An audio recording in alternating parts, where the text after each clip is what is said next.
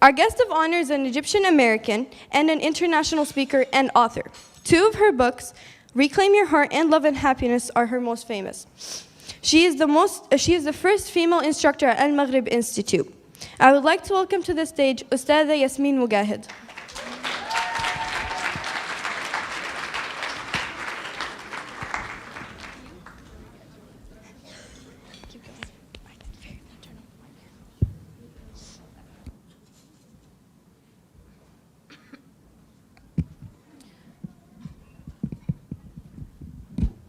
السلام عليكم. أعوذ بالله من الشيطان الرجيم. بسم الله الرحمن الرحيم والصلاة والسلام على رسول الله وعلى آله وصحبه أجمعين. رب اشرح لي صدري ويسر لي أمري واحلل عقدة من لساني يفقهوا قولي. It's an honor to be here with you today. I've never been to Arkansas before, and so far I've witnessed so much hospitality, and I actually, this is one of the reasons I really like the South, and I recently moved to the South, sort of North Carolina, from California, because I love the Southern hospitality and the way that the community is very welcoming. My topic today is about the prosperous future of Muslim millennials. And I was thinking a lot about how to approach this topic. And I also wanted to include the concept of education, because we are here supporting an educational institution, an Islamic educational institution. And so I was thinking about how is it that I want to approach this topic.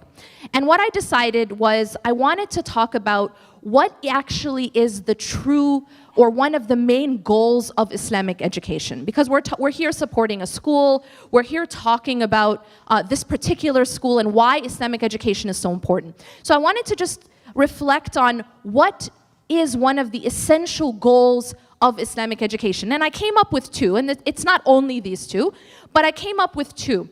And the first one is that the purpose of Islamic education, or the goal of Islamic education, and this is also a litmus test to let us know if we've succeeded, I believe, and that is to give us a greater purpose. See, one of the things that all people at some point in their life ask is, what am I doing here? What's my purpose? Why am I here? And there's a lot of different answers to this question. But what is that greater purpose? Now, if we look at the Quran and we look at what is it that Allah says, what is it that God gives us as our highest purpose? Now, each and every one of you have a purpose. I'll call this the lowercase p purpose, right? We all have purposes that we live for in life, right? We have a lot of doctors, I heard, yeah? We have teachers, we have lawyers, we have mothers, fathers. There's a lot of different roles that we play. But that's not what I'm asking just for a moment. I'm asking, what is the purpose, capital P? Why am I actually here? And to answer this question, actually, God is very clear in the Quran. وَمَا خَلَقْتُ الْجِنَّ وَالْإِنسِ إِلَّا لِيَعْبُدُونَ. So Allah subhanahu wa ta'ala has actually given us the answer to this question very clearly in the Quran. وَمَا خَلَقْتُ الْجِنَّ وَالْإِنسِ. Now I'm going to stop for a second. In the Quran, and actually the comedian that came before me gave a little bit of an introduction with la la la la. But this construction of la ilaha illallah, it's a construction in Arabic where it begins with a negation. In other words, you negate any other purpose. So it's almost like taking a slate and wiping it clean. All right? So for example, la ilaha illallah linguistically is actually saying there is no ilah, there is no object of worship, or as the brother said, God, small letter G. There is none. So you begin with a negation, and so you have a clean slate. Why is this construction used? The reason is to give exclusivity. Do you guys understand what I'm saying? So that you say there is no other purpose, or there is no other God, in order to say illa, and then you add except. Now what that does in the Arabic language is it tells you that this is the exclusive answer to the question. So in this case, la ilaha illallah is that there's nothing worthy of worship. And if you stop there, that's atheism, isn't it? Right? There's no God. La ilaha, the first half is atheism. There's no ilah. There's no God. But Islam is to add the second half, which is very important, illallah, except for God. So in other words, there is nothing worthy of being my object of worship. And ilah in the Arabic language is a very deep concept, by the way. Ilah isn't just something you pray to. Ilah isn't just like a stone idol. And ilah, and I'm gonna tell you this, even an atheist has an ilah. You're gonna be like, what? Even an atheist has an ilah. Even an agnostic has an ilah. Even someone who says, I don't believe in God, has an ilah. Meaning, they have something that they worship. Something that they put at the center of their existence. Something that they put at the center of their hearts. Something they put at the center of their lives. Something they live for. And something they're willing to die for. That's an ilah. And so, what makes a Muslim is to say that there's nothing worthy of being at that position except for God. It is pure monotheism. Pure in Arabic tawheed. So that's la ilaha illallah. But now where does the other ayah come in? وَمَا خَلَقْتُ الْجِنَّ وَالْإِنسِ. This is the ayah about purpose. Capital P. Again, each and every one of us have lesser purposes, but this is ultimate purpose. Allah subhanahu wa ta'ala says, we have not created jinn and human beings for any other purpose, in parentheses. وَمَا خَلَقْتُ الْجِنَّ وَالْإِنسِ. We have not created them for any other purpose, illa, again, you hear that illa, except, so this is that exclusivity of purpose. Illa liya'budun. Except, now, here's another very deep concept, ubudiyya. The concept of ubudiyya, which means, loosely translated, worship. But the concept of ubudiyya in Islam is not just praying and fasting. Worship is not just what you do in the mosque. But worship can also be time that you spend with your family. Worship can also be time that you give to your community. Worship can be teaching. Worship can be even that intimacy between a husband and wife is actually an act of worship, as the Prophet ﷺ said. So worship is it's a comprehensive concept in Islam. But what is God telling us? He's telling us that the only purpose that we were created for, and there's no other, is to worship God. Now, what does it mean to truly worship God? It means essentially to put Allah or God. You know, one of the funny things is, I remember like a long time ago, there was like this award ceremony, and this celebrity stands up and was like trying to be really like open and inclusive. So he goes, whether you believe in God or Allah, that's the point, is they think it's two different things. God is Allah. When we say La ilaha illallah, we're not saying that our God is the only God or our Muslim God. We're saying the God of all people is the only thing worthy of our ultimate love and worship. And so when we give purpose to the next generation, see, because the problem is we live in a society right now that worships a lot of other things. We worship a lot of things in our society. And in fact, we are bombarded with things to worship. And I'm not talking here about Jesus. I'm not talking about religion. I'm talking about materialism. I'm telling you that we are actually living in a society that teaches us and it actually bombards us with the worship of money, with the worship of status, with the worship of power. These are the things we actually worship. We don't worship, these religious symbols anymore. This is actually what our children are, and us, are dealing with. That this is the type of worship that we're being told to be involved in. And that is that take your money as your Lord, or take your status as your Lord, or take power. There are a lot of people who worship power. If you look at the crimes that are being committed at the highest level to the lowest level in the world, and you look at why, you'll find that that's what it's about. It's about the worship of power and the worship of money. And so these are objects of worship.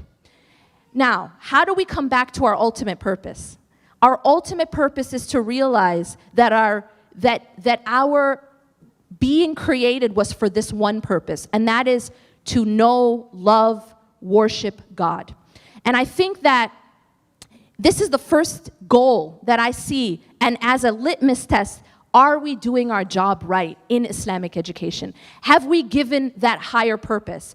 It isn't only about learning haram and halal. See, the problem is, I think, that a lot of Islamic education across the board kind of goes wrong in this department, is that we tend, when we come to Islamic studies, we tend to teach Islam as a list of harams and halals, right? As a list of do's and don'ts.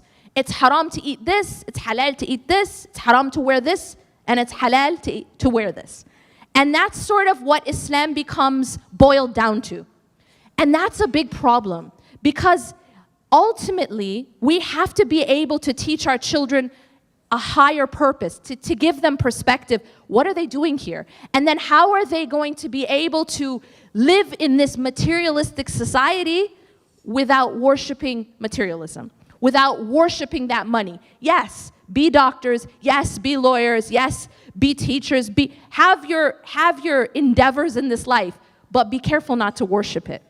Because the moment that you worship it, that's when you drown in it. You know, there's this really beautiful analogy. I write about it in my book, Reclaim Your Heart.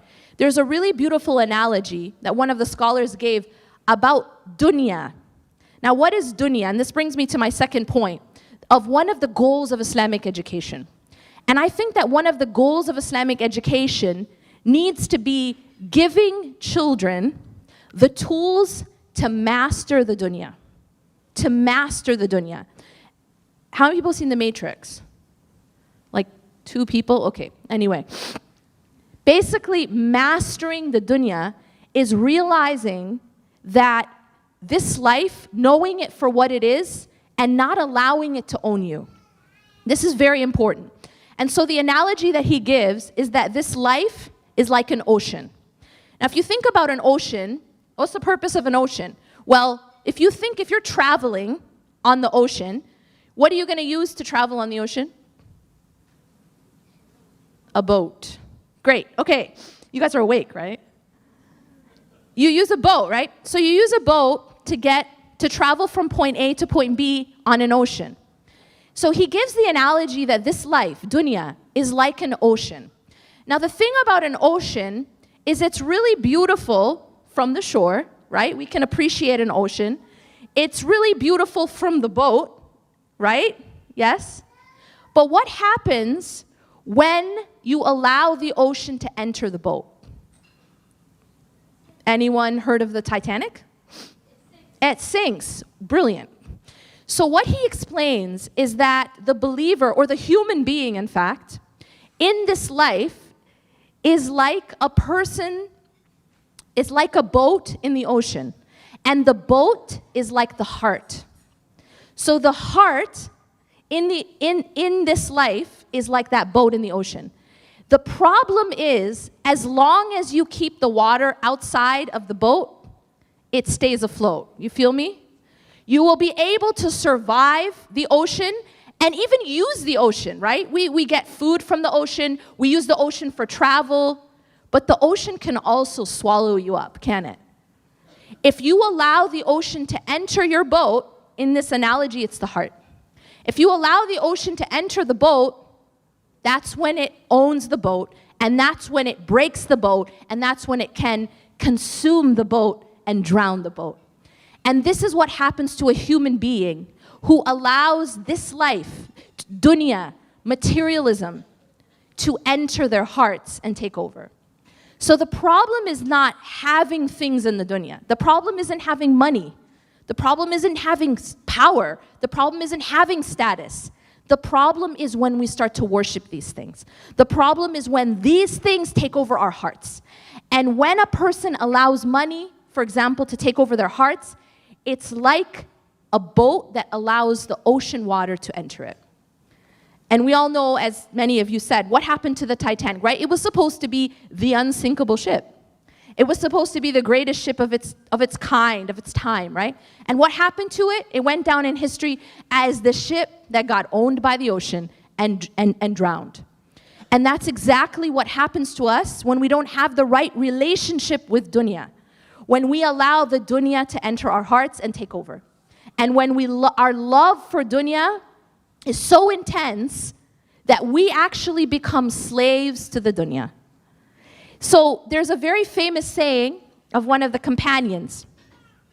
And what he said is, zuhud. Zuhud is a concept of detachment, not being too attached to this life. He said that detachment is not that you do not own anything.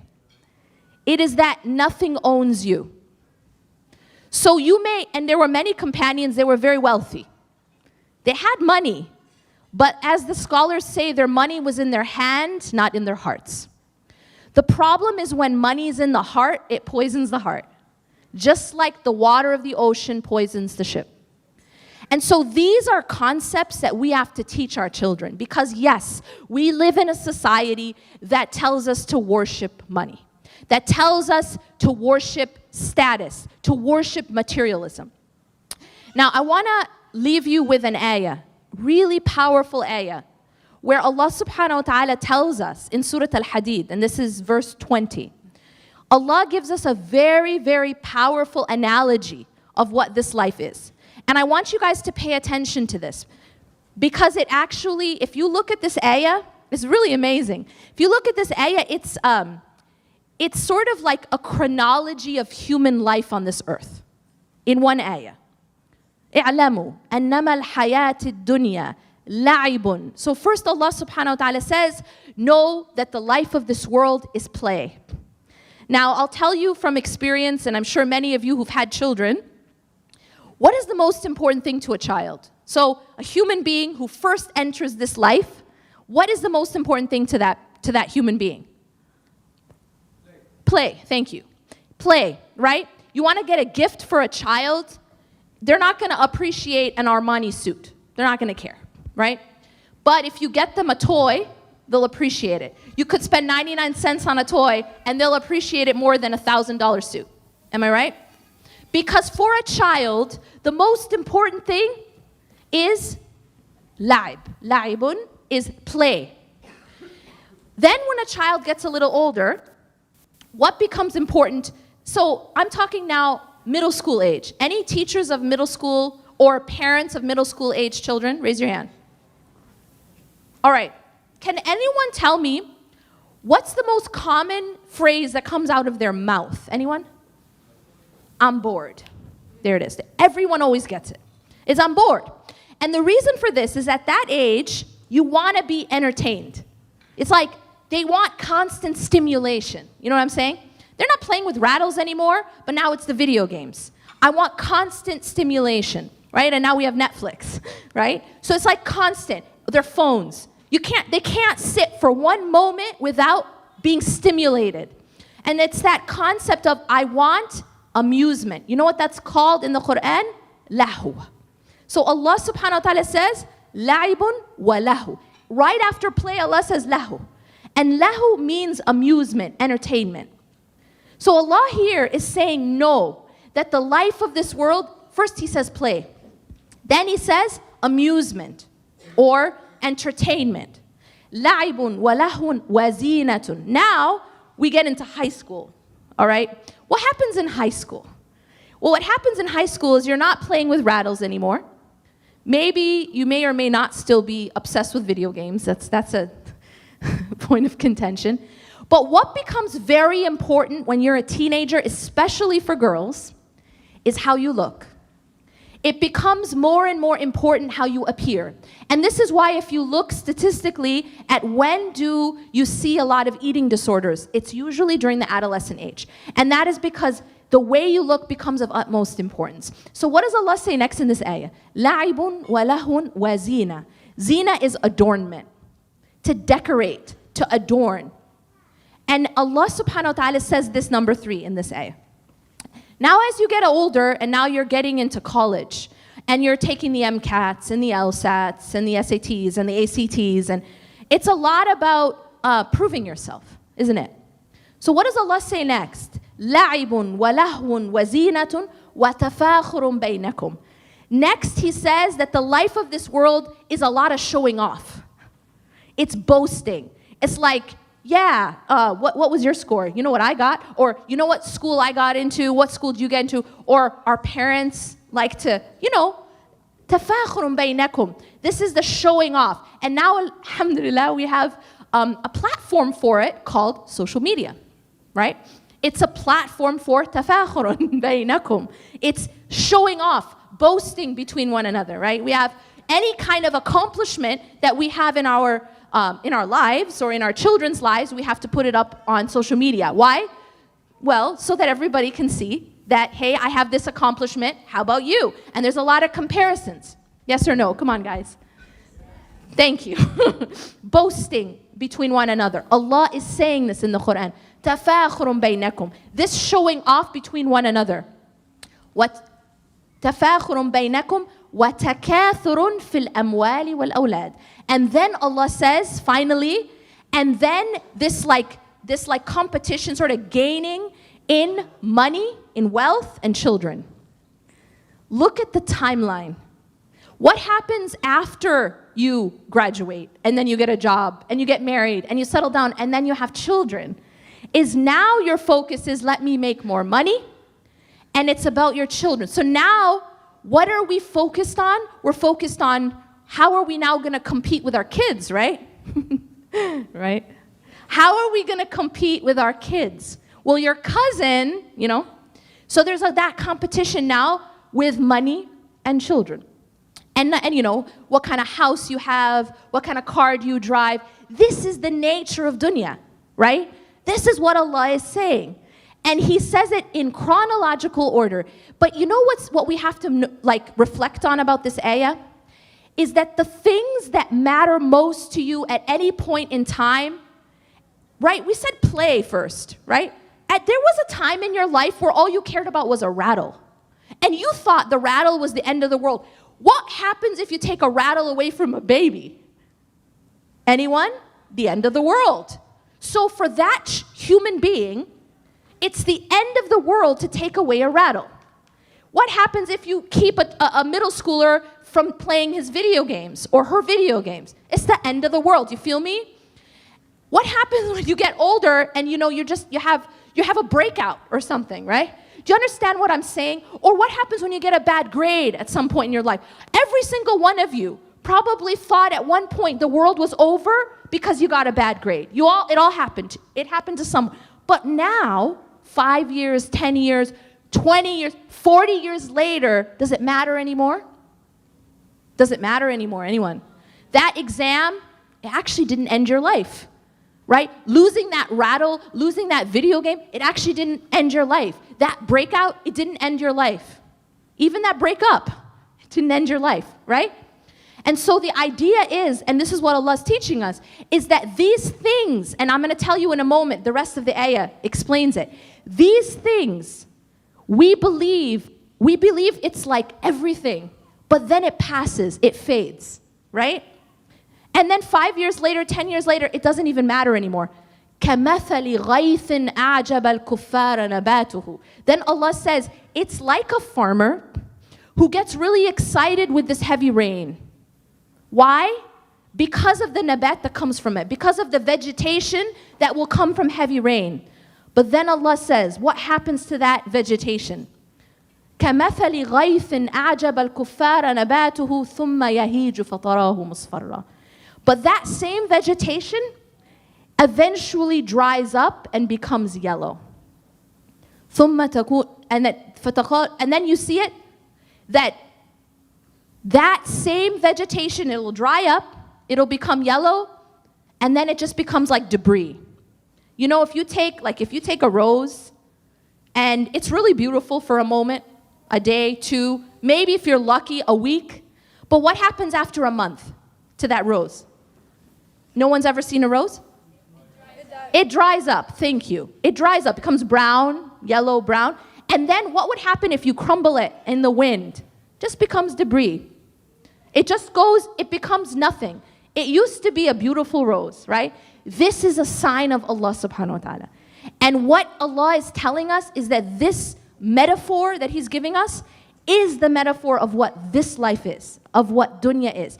It's something that we get very worked up about for a while, and then it passes, right? And then we get worked up about something else, and then it passes. And then we get worked up, and then it passes. Until eventually the whole thing passes. Until the whole thing passes. And this is what Allah is telling us. كمثل غيث أعجب الكفار نباته ثم يهيج فتراه مصفرا ثم يكون حطاما. And it just becomes like debris. And then Allah says, وفي الآخرة, and then Allah is saying that in the akhirah, in the hereafter, there's basically one of two outcomes. Either there is punishment, or there is maghfirah, forgiveness, and mercy from God. وَمَا الْحَيَاةِ الدُّنْيَا إِلَّا مَتَاعُ الْغُرُورِ. And what is the life of this world but chattel of deception? What is the point of this ayah? What is the lesson behind this ayah? The lesson is this. There are things in this life that Allah subhanahu wa ta'ala gives us. Mata', by the way, the word mata', in the Arabic language, mata', it's translated as pleasure, but literally it can also mean a tool. A tool. Just like the ocean is a tool, right? It's not about hating dunya. It's about using dunya. Does that make sense? It's about using it. Because every single thing in dunya, yes, you can enjoy it, but essentially it's meant to take you to a better place. And actually, if you look at the meaning of the word dunya, does anyone know what's the literal meaning? Something lower. So, hayat dunya literally means the lower life. Isn't that deep? Anyone think that's deep? Yep. That's deep. Yes. The lower life. And you see, even in the Quran, when Allah subhanahu wa ta'ala talks about in Surah Al-Rum, He says, Adna al-ard. He says, Adna al-ard means the lowest land. غُلِبَتِ الرُّومِ فِي أَدْنَى الْأَرْضِ. When Allah was actually describing something that was going to happen in the future, He was saying and describing as it was going to happen, and He said when it was going to happen, and He said in the lowest land. Adna al-ard. The word dunya means lower. And it is hayat dunya because, guess what? We have a higher life. We have a better life. And this particular one is the lower life. It's not all bad, but it's not all good either. Do you feel me? It's not all bad, but it's not all good either. It's not perfect. Anyone have a perfect life? Raise your hand. Anyone have a perfect life? Guess what? No one has a perfect life. No matter how much money you have, no matter how much power, just look at Trump, right? No matter what you have of dunya, it will never be perfect. And that is the nature of dunya. And yet, the human being is a little foolish, right? Can I tell you why? بَلْ تُؤْثِرُونَ الْحَيَاةَ الدُّنْيَا وَالْآخِرَةُ خَيْرٌ وَأَبْقَى. That we still prefer this life, even though the next life is better and longer lasting. أقول قولي هذا واستغفر الله لي ولكم إنه غفور رحيم سبحانك الله وبحمدك أشهد أن لا إله إلا أنت أستغفرك وأتوب إليك. I don't want to keep you too long because it's late. But I want to say this.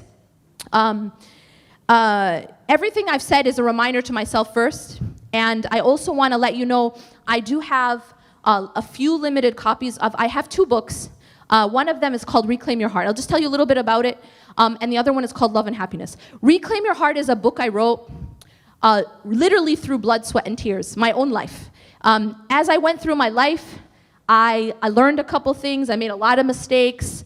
And so I wrote about it. I wrote about the things that I was going through, and I wrote about what I was learning along the way. And essentially, the concept of Reclaim Your Heart is about the fact that we come into this life and we give our hearts away. We give our hearts away a lot of things. We give our hearts away to money.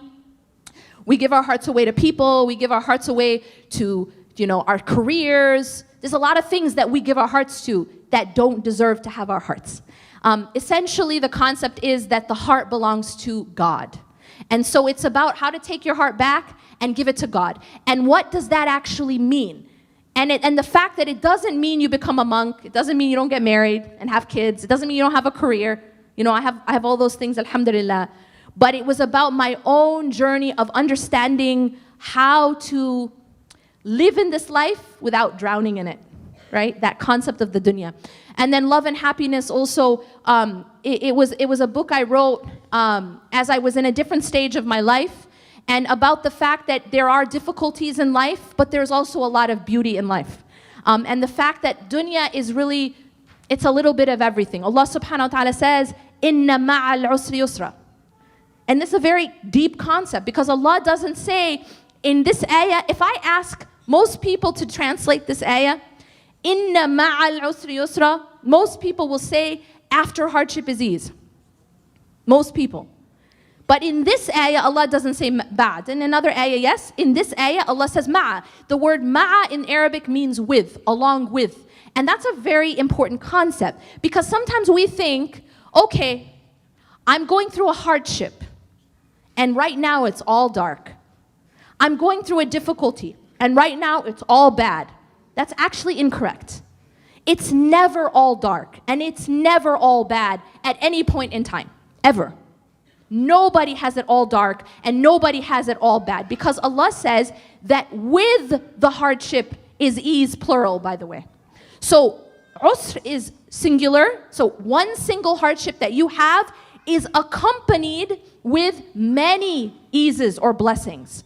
What it means is that at every point in time, no matter how hard your life gets, Allah at the same time gives you a lot of blessings.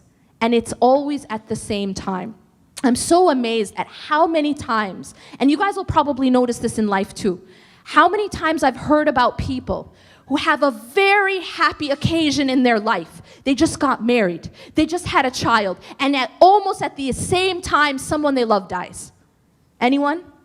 Almost at the same time. I've heard this over and over and over. And a lot of people might look at that and say, why did that have to ruin it? Right? You know what? I just got married. Why did my father have to die? Or why did my sister have to? They feel that it ruined it. I know someone just had twins. 2 weeks later, their mother dies. Why did it have to ruin it? But you know what? That's not what Allah's saying. Allah's telling us, inna ma'al usri yusra. Let me show you a different way to look at it. With the hardship is the eases, plural. Meaning that Allah gave you those children. Allah gave you that spouse in order to help you cope with the hardship that was written for you. Does that make sense? Yes. And it's a completely different way of looking at it. But this is what Allah is saying. He's saying that with the hardship is ease, and it's plural. So Allah is actually giving us blessings at the same time as our hardships to make it easier for us, out of His rahmah, out of His mercy. So this is what I write about, and inshallah, we're gonna have them available outside. I also wanted to make another announcement, and I feel that this is very important as an issue that we're dealing with in our community. We're going through difficulties. Everyone has their personal difficulties. People have, we have collective communal difficulties. And a lot of us, we have an issue in our community, especially in the Muslim community, is we don't know how to ask for help. And there is a sort of a taboo about asking for help. When you're having trouble in your marriage, for example, there is a taboo of going and getting counseling. When you're having trouble, when you're suffering, personally, there's a taboo about going and getting a therapist. And I think it's very, very important that we realize that we have to remove this taboo. And we have to seek help. And I'll tell you why.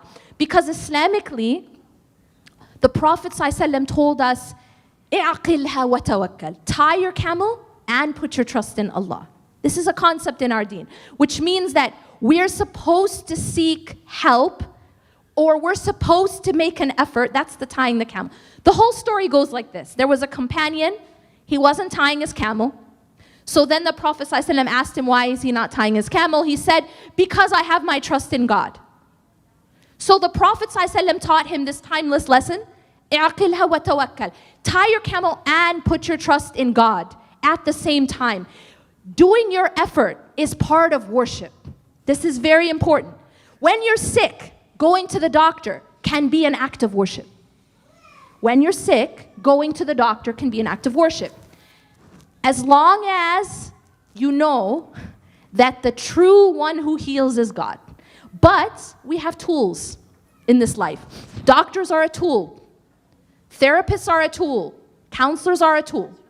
So I just wanted to mention that because both me and my husband, we are very passionate about this area. And my husband provides coaching for couples and also for individual men, Because this is a place where honestly, there is a vacuum.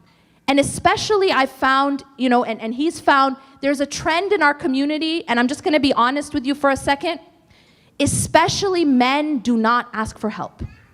And they don't ask for help until it's too late sometimes.